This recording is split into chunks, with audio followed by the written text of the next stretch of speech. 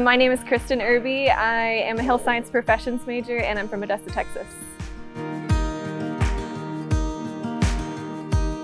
Once I scored here at Angelo State, I just loved the campus. I felt like this is where I was meant to be. I loved all the people here and it's really affordable. The thing that's really unique here about ASU is the student-teacher relationships that we're able to have just because of the smaller class size. I feel like my teachers are actually know me and I know who they are, of course, but we can have a real relationship compared to bigger schools. With the health science building, there's a lot of resources and equipment to allow me that hands-on experience. When I graduate with my bachelor's of health science professions, I would like to apply to PT school here and then eventually become a pediatric physical therapist. Here on campus, I'm involved in a lot of UREC stuff, which includes like intramurals, working at the front desk here at the CHP, and also teaching fitness classes.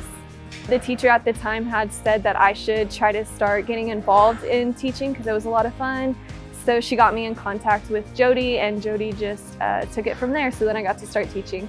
My favorite part about ASU is the people that I have met here and all the relationships and friendships that will last me a lifetime. I chose Angelo State because this is where lifelong friendships are built.